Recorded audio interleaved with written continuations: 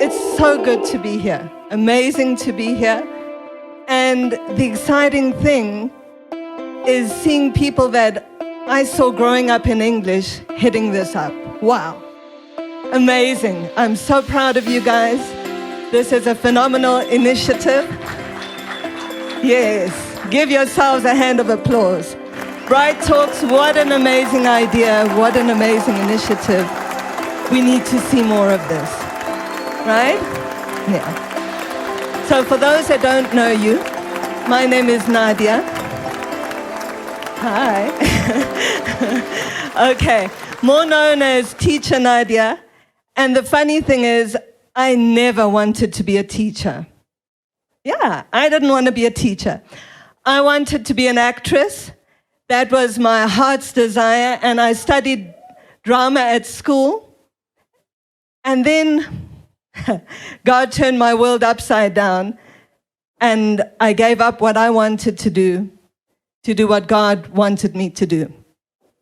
And I started a life of being a missionary. But even there, I never dreamt of being a teacher. It was not in my heart. But over the years, God started bringing this gift out in me. And it is the one thing that I have come to realize that God put in my heart and that He wanted me to use. So a bit about me. I've been in Angola since January of 2003. Well, some of you may not have been born then, right? Or you were very young. But I've been in Wambo since 2003. And when I first got here, the first thing that people asked was, "Oh, you speak English. Can you teach me English?" And I never thought I would do all the teaching that I have been doing, especially in English, but I love it. I'm married. My husband, my wonderful husband, Chris, is here. Chris, could you stand up? Thank you. He needs to stand because he's one of the examples of learning English, okay? And I did not teach him, but he is an advanced English student of English. And he has really done amazingly, and I want to use him as an example as well. I have 4 children, and I've been teaching English for as long as I can remember. My first English students were a group of Korean housewives. And that was my first experience. And I ate lots of kimchi, which is very spicy, very garlicky food. I learned to eat with chopsticks, and I taught them English. And since then, coming here in Angola, I've taught English from AAA to Agostinho Neto in Luanda, the engineering faculty. I taught at Fisk for many years. I taught at ISED with Dr. Benvindo and others. And I recently, together with Fabio Philippe, we started the Escola Excelência. So I've not stopped teaching English, and I love it. I love teaching it. So today we're going to quickly look a little bit at what it is that makes us good English teachers and good students of the English language. All right, you can go on to the next one. So what is teaching? What is teaching? Teaching is more than material. I know all of our guys studying at ISED know the methodology, know the different things that make up a good class and a good lesson. I'm not going to talk about that. It's much more than that. You can know everything, but not be able to influence. You can know all the steps, but if you don't know how to bring it across, you're not going to change anyone. So it's much more than the material. It's much more than knowing all the steps. English is much more than that, and teaching is much more than that. It's more than the correct methodology, the correct formulas. And it is more than the correct practice of the language. Okay, it's much more than all of that. So what is it? What is teaching about? Teaching is about inspiring. Okay? When we teach as teachers, I'm first going to talk to the teachers, and then I will talk to all of those of us who want to learn more about English. I'm also one of those. Okay? Teaching is about inspiring. You want to inspire your students. If you are a teacher and you are teaching English, you want to inspire them. You want to see them passionate about the subject that you are teaching. You want to encourage them and build them up. There's nothing more exciting than seeing people excited about what you're teaching about. If you see people excited about your subject, you know that they've caught on. And that is what we need to do as teachers. We need to inspire and we need to encourage. We need to believe in others. If you want to see people develop, if you want to see people learn, you need to believe in them. You need to draw out what is within them and say, hey, I know this is inside of you. I know you can do it. How many times don't we want to give up? Não consigo, isso é tão difícil, não vou conseguir. English is so difficult, I can't learn it. Hey, if I can speak Portuguese, you can speak English, right? Yeah. Yeah.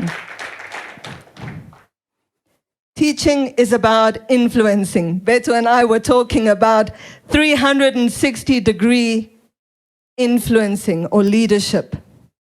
John Maxwell talks about influencing people above you, next to you, and below you. Teaching, any kind of teaching, including language teaching, is about influencing people. If you want to see change and see a difference, like what Beto was saying, I was so excited with what he was sharing because that's what my heart is. We, every single one of us needs to challenge people, needs to challenge those above us, challenge those next to us, and challenge those below us. If we want to see change, if we want to learn the language, we need to influence those above us. Anyone that knows me knows that I'm challenging them.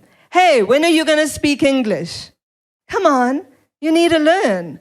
We can't be in an isolated Angola that only speaks Portuguese and can't communicate with the rest of the world. Yes, I know the Lusophone world is big, but it's not as big as the English world. We've got to get out of our comfort zones and learn English. Wambo cannot be known as a província que não fala inglês. Right? We need to make a difference. Wambo needs to be, maybe not bilingual, but almost bilingual, right? Yeah, Quito as well, Beto, right? Yeah. Okay, we need to be a country that can understand and speak English. That, yes, our first language is Portuguese, but hey, bring on someone that speaks English. No problem, I can do it. Right? Our government officials, when they stand up there, speak beautiful Portuguese and then switch over to English. Oh, where did you learn English? No, I learned in Angola. Wow. Isn't that a wonderful vision and dream? I want to see that happen. Okay, and we're part of making that happen. Bright Talks is part of making that happen. One last thing that I want to talk about is sowing and reaping. As teachers, what you put in is what you get out. What you put in is what you get out. Don't think that if you don't invest in your students, if you don't take the time to invest in them, don't think that they're going to produce. They can't. They will produce what you have invested. And anyone that knows a bit about farming, and I'm not a farmer, but I know a few things, you need to invest in your land. You need to prepare the soil well, right? And you can have really good soil and put good seeds down, but if you don't water it, whatever you've planted is going to die. So it's continual. You plant, you look after what you've planted, and you will see a lot of things produced. But if you don't, you won't produce anything. So we as teachers need to invest in our students. We need to sow so that we can reap. If we want to see things differently in the future, we need to make a difference ourselves. One more thing that I want to focus on with teachers is, who are you? Who are you as a teacher? Who you are will always influence your students. We have a second language in South Africa called Afrikaans. Does anyone know it? Yeah, some of you do, right? Okay, it's a strange sounding language for those that don't know it. Lots of all right, in the language. And the history in South Africa was that the English and Afrikaans people didn't like each other. There is an antagonism because the British overcame the Afrikaans people in the Anglo-Boer War. Until today, many Afrikaans people hold a grudge against the English. So I grew up not liking Afrikaans. I did not speak Afrikaans, and I didn't want anything to do with it. I went to an English school, had English friends, and I was not interested in Afrikaans. But you know what happened to me? In ninth grade, I had a teacher called Mrs. Bailey, and she completely transformed my mind about Afrikaans. She was a brilliant teacher, and she managed to get me from a D, which is around about, 50%? Okay, 10 in our Angolan system, up to 15, 16 in 1 year out of 20, okay, to a B plus, which was quite a jump. And she made me passionate about Afrikaans. That teacher influenced my life because of who she was. If you want to see your students passionate about English, if you want to see your students develop not only in English but as people, you need to look at who you are and what you are portraying as a teacher. Your beliefs and worldview are going to influence your students. What you believe and how you see the world is going to influence your students. Because, querendo como now, okay, who you are and what you believe is going to filter down into what you teach. So make sure that what you want to produce is what you are. You can't expect of your students what you are not living. Otherwise, it's hypocrisy. Okay, you can't. It's wonderful. Your students should develop further than you do, but they should never be lower than what you are. But unless you are a good example, they're never going to be challenged to be more than what you are. A good teacher is excited when his or her students are better than they are. You multiply who you are. Did you hear me? You multiply who you are, because what you sow, you're going to reap. You, as a teacher, need to have a thirst for knowledge. I always said when I taught at ESET, I said to my students, don't think you're going to be an amazing teacher if you are a lazy student. You remember it, right? Aha, good. Because that is the truth. If you are a lazy student, don't think you're going to be a good teacher. You won't be. You need to have a thirst and hunger for knowledge, a thirst and hunger to continually learn more of the language. And then your students will follow suit. But if you are lazy, don't think you're going to be a good teacher. And don't think that what you multiply will be good. It won't. Last one, do you know your students? As a teacher, it's not just about material, but it's about who you teach. Do you know them? Do you know what they think? Do you know what they're going through? Do you know their challenges? Do you know what kind of personality they have? Do you know how they learn? Because some personalities like being in front. I love being in front, but not everyone likes being in front. Some prefer to work in a group. So you need to know your students, and in that way you can best reach out to each of them. Okay? Now let's take a jump and look at our learners, English learners. For every person that ever starts English, I always say, listen, I wish that I could give you a magic pill that would suddenly give you English. Voila, you're speaking English. Wouldn't it be nice? Yeah, it would be really nice. No sweat, no difficulties. But I'm so sorry, there's no pill. There's no magic pill. There's only hard work to learn a language. I remember sitting here in Wambu, in the same house where Escola Excelencia is now. That's where I first came, and I met my husband. And I would sit there with my Portuguese Bible and my English dictionary. And I'd have to go through everything to try and learn vocabulary. I'm still learning. I still don't speak Portuguese perfectly. I probably never will, but I will always try and learn more. We need to be, as people wanting to learn English, passionate about the language. You won't learn if you're not passionate about it. Okay, so you've got to have a passion for the language. You need to immerse yourself in the English language.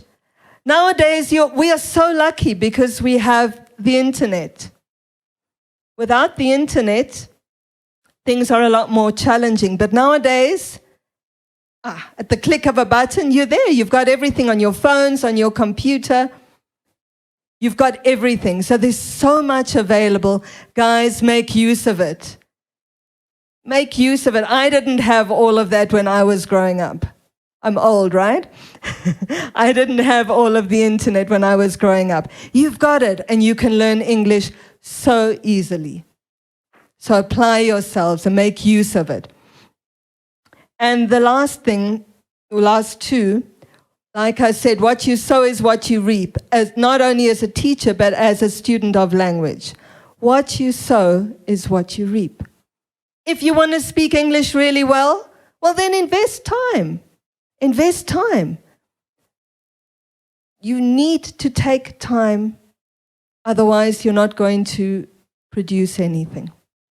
If you don't invest, don't expect to reap. You're not going to get it. Don't think that, if I just read my course book, if you're doing a course, okay, you'll learn a bit if you do a course. But you need to be proactive, which is the last point. You cannot just rely on your teacher or your textbook, your course book. You need to be proactive. Take a step to learn much more than what is in your book. Learn what's in your book, learn it well, but go even over and above that, because that's what you will produce. That's the good thing. Whatever you put in is... Sorry, I didn't hear you. What you put in is? Exactly. So if you want to speak English well, put hard work in. And that's what you will? Exactly. It's a privilege to be here, as I said. And we're called to shine. We're called to make a difference. Each and every one of us are meant to make a difference wherever we are. We need to shine the light. In terms of English, shine the light. And you guys that know me well know that I believe in shining the light of Jesus as well wherever I am. So make a difference. Make a difference wherever you are so that you can leave an impact on your generation. Thank you so much.